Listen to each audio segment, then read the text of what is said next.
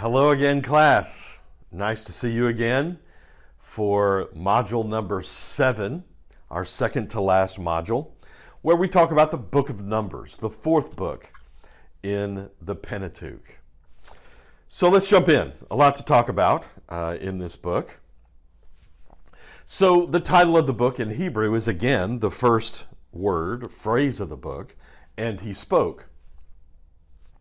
We get our title from the Septuagint that called the book arithmoi. This is where we get our English word arithmetic or numbers.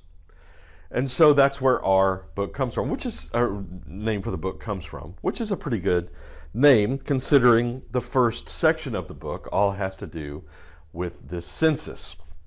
3 settings for the book. The first 10 chapters are at Mount Sinai.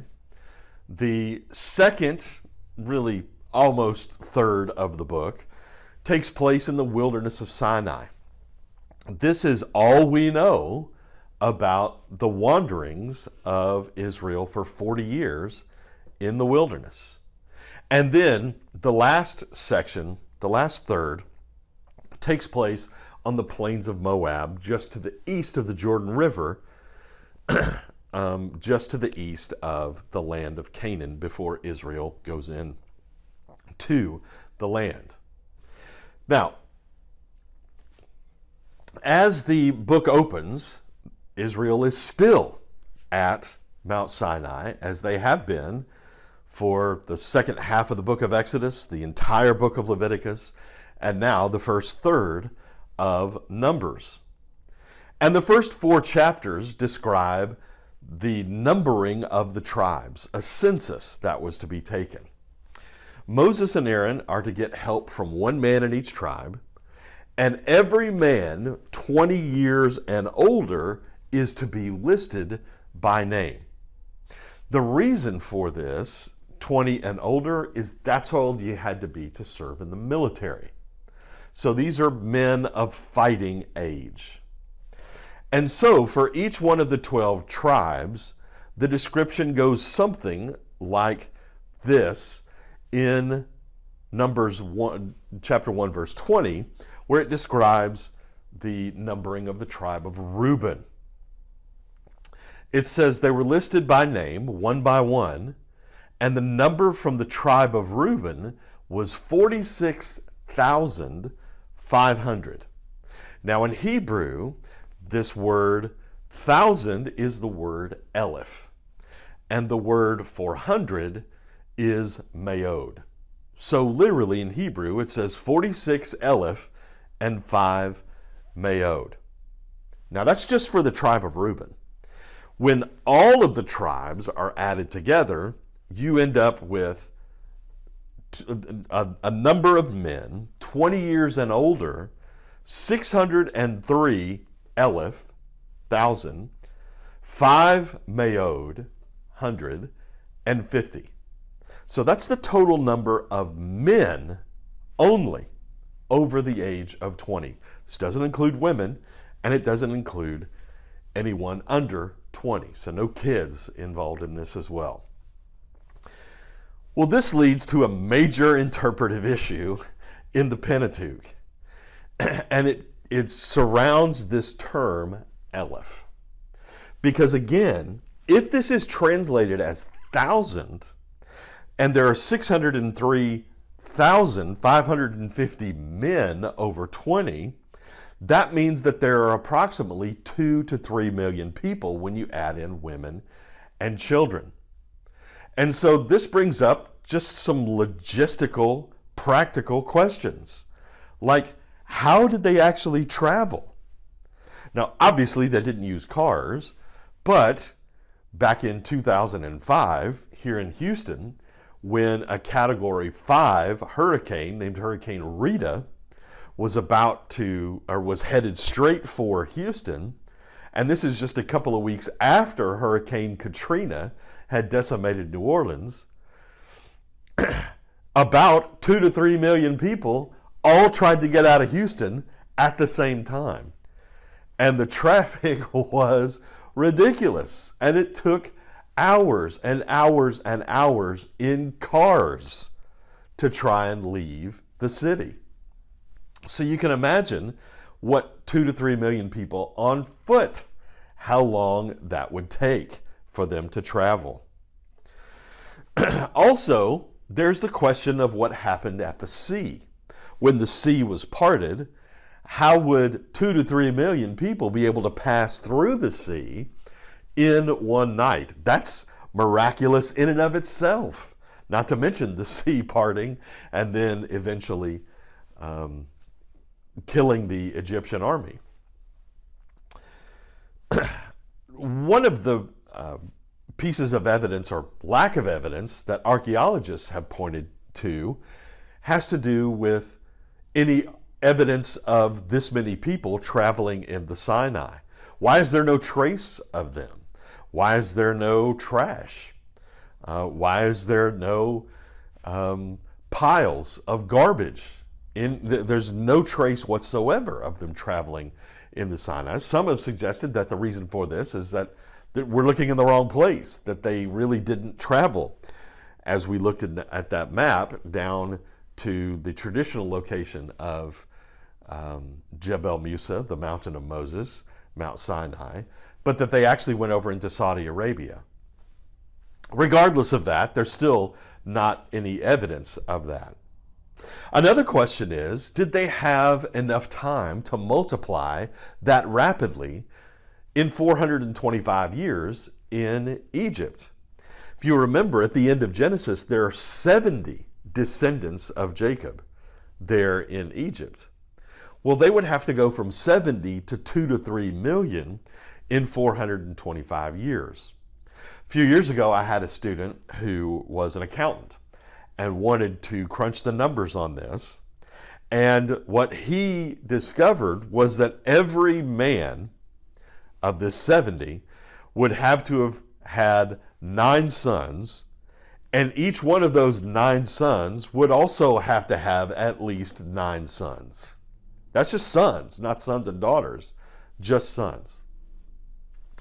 Plus, as we'll talk about in just a second, they count the number of newborns, and it's 22,273. That divided by the number of men means that there had to be at least 40 to 45 males per household. Another issue that skeptics have pointed to is Deuteronomy 7:7, where God says through Moses, "The Lord did not set his affection on you because you were more numerous than other peoples, for you were the fewest of all the peoples."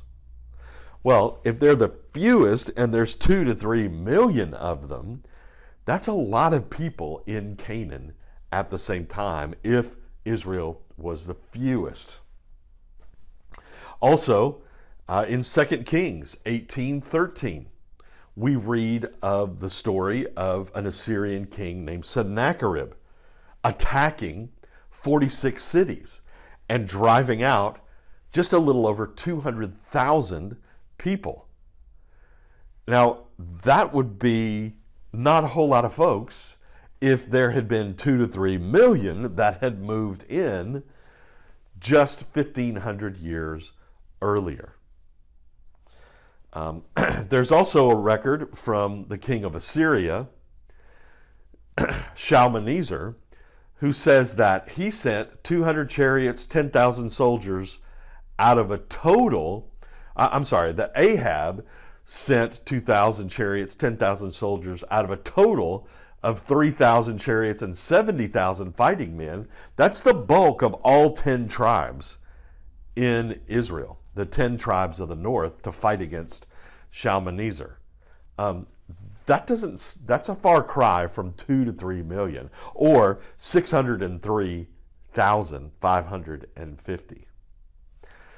So you can see there are issues with this, just from a logistical standpoint, which has led others to say that the word Aleph here really means tribes or companies. So that when it says Alephs, when it says Aleph, it says that they interpret that to mean that there were 603 total clans in the 12 tribes. And that Mayod means military leaders.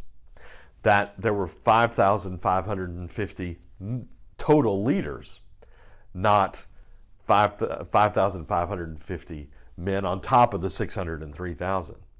So that this is a counting of clans or family units within the 12 tribes, not individuals. Well, here's the issue with that. Numbers 3:43 says that all the firstborn males over 1 month old are counted, and the numbers 22 Eleph, 2 Mayod, and 73. Well, how could this be clans and military leaders? That would mean that there were 22 clans of babies and 273 military leaders. Doesn't really work if you maintain this translation. Numbers 3:46 states that there were 273 more firstborn sons than the Levites. Well, that only makes sense as a literal number instead of leaders or clans. Others have said that the numbers are intentionally inflated, that it's unfair to impose our Western understanding of numerical counting of history upon an ancient text like this, that the numbers were intentionally inflated by the authors, and that this would not have been seen as untruthful or that they were lying, but that they're trying to capture the majesty and the miracle of the Exodus.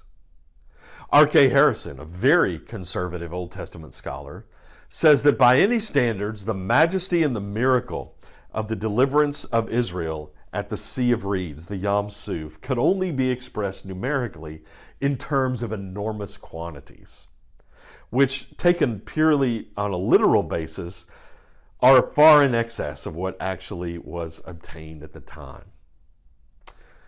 Well, again, I'm not trying to sell you anything here. I'm just trying to explain to you how these numbers have been interpreted in the book of Numbers.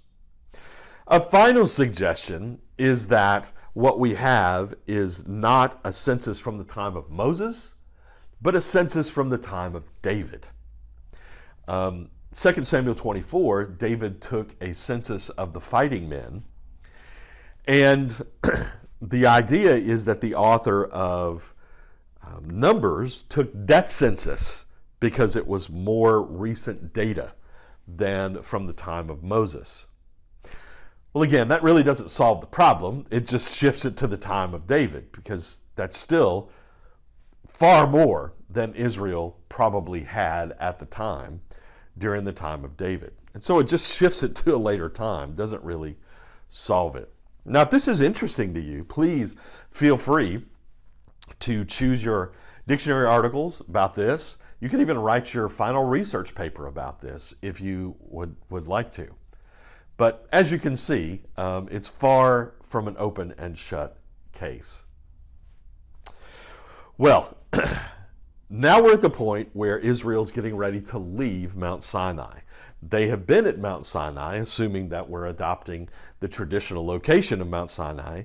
They've been here in the southern Sinai Peninsula for almost 3 years. And they decide to leave, and they camp at a place called Kadesh Barnea. This is what it looks like on a satellite picture. This is where they would have started. Yam Suf, perhaps here, maybe here. Mount Sinai, they're at the tip of the Sinai Peninsula. And then this is where they're headed, to Kadesh Barnea. So they leave Sinai after 26 months. That's 3 months after they had come out of Egypt. So a total of 29 months, a little over 2.5 years, they've been there at Mount Sinai. And as they go, we're also introduced to one of the other major themes in the book of Numbers, which is grumbling and complaining. Here they complain, and God sends fire in judgment. And the people never really understand that every time they complain, they are they are arousing the anger of the Lord who has saved them and brought them out. They begin to crave other food, and they said, "Oh, if we only had meat to eat." We remember the fish that we ate in Egypt, the cucumbers and the melons and the onions and the garlic. But now we've lost our appetite because all we have is this manna. Yeah, they're idealizing the past just a little bit here because they're ignoring the fact that they were also slaves when they were in Egypt. Now they're free, but they're complaining about God's provision of manna. Well, Moses is discouraged by this, says, "Lord, why don't you just go ahead and kill me?" Well, God tells Moses that he's got to spread out the responsibility and delegate here, that the elders will help him, the elders of the tribes in the complaint department, and that he'll also provide them quail to eat, not just the bread-like manna. Well, while they're camped at Kadesh Barnea, God told Moses to send one man from each of the 12 tribes into the land of Canaan to spy out the land. And so they go for 40 days. They start at Kadesh Barnea, they go all the way up to the northern part of Canaan, turn around and come back to give a report about what they have seen. Well, they say after the 40 days that yes, the land does flow with milk and honey. That's the good news. The bad news is that the cities are fortified. It's going to be very difficult for them to attack those cities. And they say that the people are way too large and way too powerful. They even say that they saw the Nephilim there. Remember, we talked about the Nephilim when we were talking about Genesis chapter 6 with the flood. They also bring back a cluster of grapes, which Israel has adopted as the symbol of their ministry of tourism. They bring back these big grapes to show the people how beautiful and abundant the land is. But the news is not great from the spies. Only Caleb, who was one of the spies, and eventually Joshua, it takes Joshua overnight to become convinced, but they're the only ones who believe that there's no reason to fear because they believe that God is with them and is going to give them the victory. Well, the people choose to believe the 10 instead of Caleb and Joshua, and they rebel, and they talk about choosing another leader other than Moses to take them back to Egypt and go back into slavery. Well, this time, it's the Lord who becomes exasperated with the people. He wants to destroy them and start over with Moses. Moses intercedes, however, and appeals to God's sense of his own glory. What are the Egyptians going to think if you bring this people out here and just kill them? And so God judges them instead of killing them. The people are going to wander in the wilderness for 40 years. 1 year for each day that the 12 spies were in Canaan. So the people that came out of Egypt when they were 20, they will be 60 by the time they actually get into the land of Canaan. And ultimately, the 10 unbelieving spies died of a plague. So this begins the 40-year period of wandering in the wilderness of Israel, when everyone over the age of 20 will die and not make it into the land of Canaan. That also includes Moses, because Moses in chapter 20 makes a bad decision and is disobedient. The Lord told Moses to take his staff, speak to the rock, and water would come out.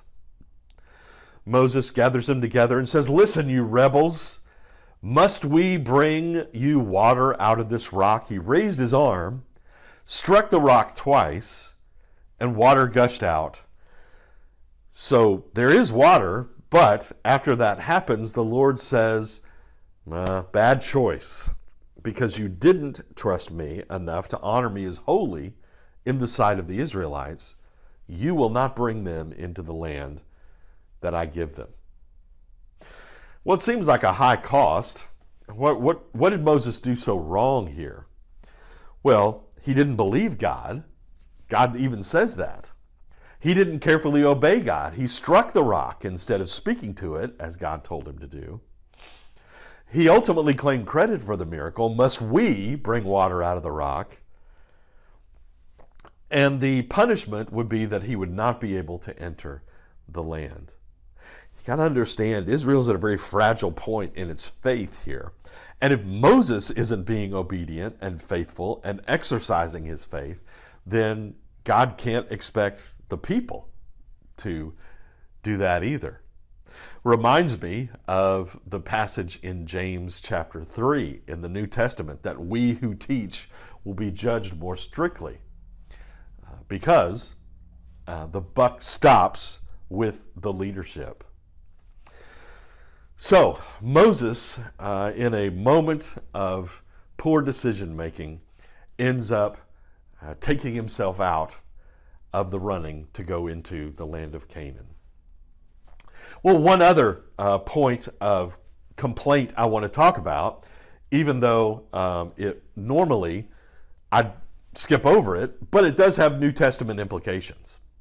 In chapter 21, the people complain again because the Canaanites are attacking them. And this time, God sent venomous snakes, and they start biting people, and people start dying.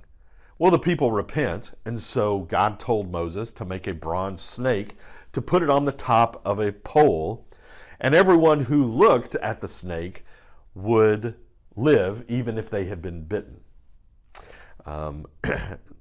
In Jordan, on top of the mountain that is considered to be Mount Nebo, there's a monument to this event. It's also where the medical profession gets its symbol of the snakes on this staff. Now, why talk about this? Well, because Jesus actually refers to himself as this snake on the pole in the desert.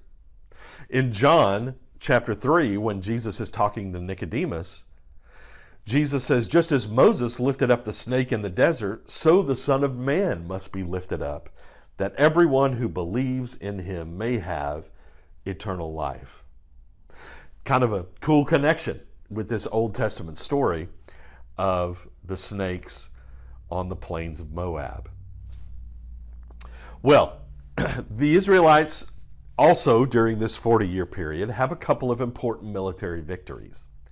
They defeat the king of the Amorites, a king named Sihon, and they also defeat the king of Bashan, which is in the northern part of the Jordan Plains, named Og. Now, this is going to be very important because when Joshua moves into the land, in the book of Joshua, the defeat of these two kings has become a rumor among everyone, and they are terrified of the Egyptians because of these two important key victories. Well, again, there's only about 7 chapters that describe 40 years of the Israelites wandering. So the time period is collapsed there into this short section, and during that time, you can see this wavy line here. That's really all we know about the wilderness wanderings, that they were probably somewhere around Kadesh Barnea, wherever that may be. You can see also on this map, this is where they defeat Sihon, and this up in the north, that's where they defeat the king of Bashan named Og. Now, the last story that we're going to talk about takes place right here on the plains of Moab at a place called Baal Peor. The king of Moab is a guy named Balak, and he summons a false Israelite prophet named Balaam to curse Israel, but in a very almost comedic story. Every time Balaam opens his mouth to try and curse Israel, he actually blesses them. And he says in Numbers 23:8, how can I curse those whom God has not cursed? And how can I denounce those whom the Lord has not denounced? It's impossible for him to do it. Again, showing God's continual promise that he made to Abraham. I will bless those who bless you and curse those who curse you. However, it is at Baal Peor that I just pointed out on the map that Israel worshiped the god of the Canaanites, the god Baal, for the very first time. Baal was the Canaanite god of fertility, the god of the storm, and the god of the rain. This is an actual statue of Baal that was uncovered by archaeologists that still has some of the gold covering on it. He probably would have had a lightning bolt in this hand that he has raised because he was the god of the storm. Well, it's while they're there at Baal Peor and while they're camped that Moabite women go out to the Israelite camp and they talk the Israelite men into engaging in a sexual fertility practice with them. Part of the worship of Baal was this disgusting, strange, and very sensual worship where people believed that if they were engaged in sexual activity on the earth, it would promote sexual activity among the gods, including Baal, and that would produce fertility in the land. And so it says that Israel joined in the worshiping of the Baal of Peor, and the Lord's anger burned against them. Now, the significance of this event is that this is the first time, but definitely not the last, that Israel worshiped the Canaanite god Baal. Aaron's grandson, named Phinehas, finds out what's going on, and he says, not on my watch. And so he takes a sword, and he literally goes from tent to tent, killing both the men and the Moabite women that are engaged in these sexual practices. There's also a plague that breaks out that kills 24,000 people. And ultimately, this is Balaam's advice, the false Israelite prophet.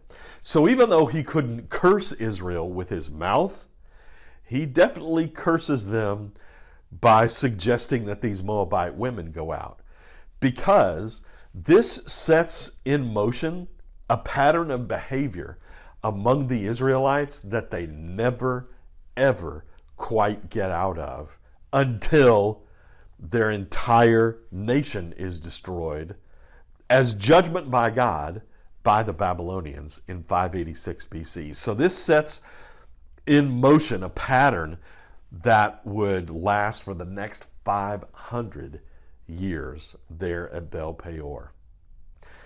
And it's a fitting end to the book of Numbers, because Numbers is a very, very tough book. It's tough not just because of the numbers at the beginning to try and interpret, but you see this pattern of complaint and judgment and doubt and idolatry on the part of the people. And so Numbers is really kind of depressing when you think about it, especially as we think about what they did there at Baal Peor.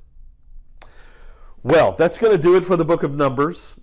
I hope that you enjoyed talking about this. There's plenty for you to continue to read and discover with the book of Numbers, and I hope that you will do that this week. Hope you have a great week, and I'll see you next time for our final lecture on the book of Deuteronomy. Have a great week. Bye-bye.